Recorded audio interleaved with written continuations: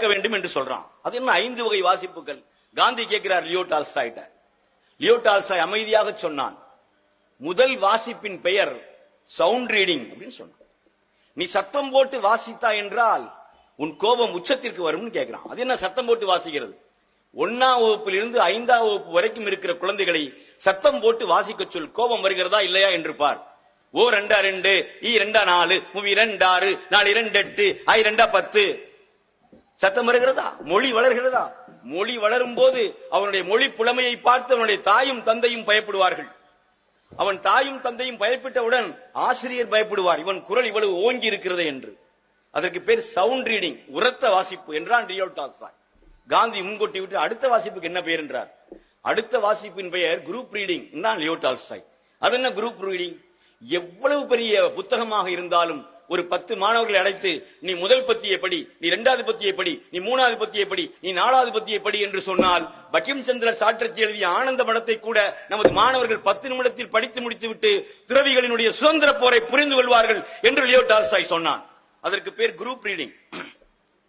அந்த மாணவர்கள் 6ஆம் வகுப்பிலிருந்து 9ஆம் வகுப்பு வரைக்கும் இருக்கிற மாணவர்கள் செய்ய வேண்டிய வேலைன்னு சொன்னான். கோபத்தை எப்படி லியோ டால்ஸ்டாய் சொல்கிறார்? சரி, 3வது வாசிப்பு. 3வது வாசிப்பின் பெயர் விஷுவல் ரீடிங். அது என்ன விஷுவல் ரீடிங்? காட்சி வாசிப்பு. ஒரு விஷயத்தை காட்சி வாசிப்போடு வாசி. கண்ணகி என்கிற ஒரு சாதாரண பெண் நடந்து வருகிறார். அவள் கையிலே ஒரு ஒற்றை சிலம்பு இருக்கு. தேரா மன்னா என்று அதை வாசி. மன்னன் பார்க்கிறான், என் கையில் இருப்பது நீ களவு சொன்ன சிலம்பு, உன்னிடம் இருக்கும் சிலம்பை எடுத்து வா என்று சொல்ல சொல். எடுத்து வந்த சிலம்பை போட்டு உடைத்தாள். அங்கிருந்து சிதறியது முத்துக்கள். மன்னன் பயந்து போனான், நானே கல்வன் என்று விழுந்தான் என்று அந்த கண்ணகியினுடைய காப்பியத்தை சத்தம் போட்டு வாசித்து ஆக்ஷனோட பள்ளி பாரு, அதுக்கு பேர் தான் விஷுவல் ரீடிங். கண்ணகிக்கு வந்த அந்த வீரம் நம் பெண்மைக்கு வளரும் என்று சொன்னான். அந்த ரீடிங்க்கு பேர் விஷுவல் ரீடிங், காட்சி வாசிப்பு. காந்தி மெய்சிலிர்த்து போறார். அன்றிலிருந்தான் அமைதியாக வாசித்த காந்தி இந்தியாவினுடைய சுதந்திர போராட்டத்தினுடைய பிரகடனத்தை சௌரி சௌராவில் சத்தம் போட்டு வாசித்தார். காந்திக்கு சத்தம் போட்டு வாசிக்கிற ரவுர்த்தத்தை சொல்லிக் கொடுத்த ஒரு மிகப்பெரிய படைப்பாளியின் பெயர் லியோ டால்ஸ்டாய். அதனால்தான் லியோ டால்ஸ்டாய வாசின்னு சொல்றாங்க காந்தி நம்மள்ட்ட. சரி, அடுத்த வாசிப்பு என்ன? சத்தம் போட்டு விஷுவல் ரீடிங் சொல்கிறாய், சவுண்ட் ரீடிங் சொல்ற. அதுக்கப்புறம் நீ ஒரு அற்புதமான ரீடிங் சொல்ற, குரூப்பா வாசின்னு சொல்ற. வேற என்ன பண்றது? அடுத்த ரீடிங் என்ன? அந்த விஷுவல் ரீடிங் எப்ப வாசிக்கணும் தெரியுமா? 10, 11, 12, 10ஆம் வகுப்பு, 11ஆம் வகுப்பு, 12ஆம் வகுப்பு மாணவர்கள் விஷுவலா வாசிக்க சொல்லு. அப்பதான் சத்தம் போட்டு அவங்க பாடி லாங்குவேஜ் வளரும், வாய்ஸ் வளரும் அப்படின்றான். அடுத்த ரீடிங்க்கு பேர் என்ன? அடுத்த வாசிப்பினுடைய பெயர் என்ன தெரியுமா? சைலண்ட் ரீடிங், அமைதியாக வாசிப்பது.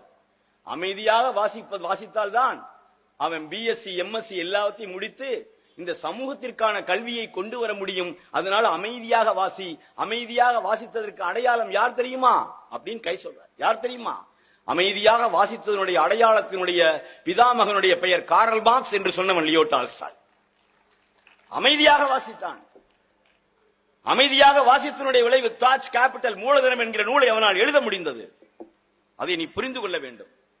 அந்த லியோ டால்ஸ்டாயினுடைய இலக்கியத்தையும் தன்னுடைய மூலதனத்திலே லியோ டால்ஸ்டாயும் அதே நேரத்தில் மிக முக்கியமாக இருக்கக்கூடிய அற்புதமாக இருக்கக்கூடிய ஷேக்ஸ்பியருடைய நாடகங்களையும் மூலதனம் என்கிற 8 மணி நேர வேலையை உறுதிப்படுத்திய ஒரு புத்தகத்தில் வைத்ததற்கான காரணம் அவனிடம் இருந்த silent reading.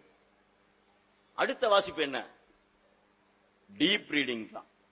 Silent reading UG PG படிச்சா போதும்.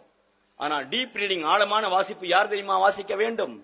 இந்த சமூகத்தை யார் புரட்டி போட நினைக்கிறார்களோ, இந்த சமூகத்தின் மீது யார் நம்பிக்கையுள்ளவர்களாக இருக்கிறார்களோ அவர்கள்தான் ஆழமான வாசிப்பை மேற்கொள்ள வேண்டும் என்று சொன்னார்.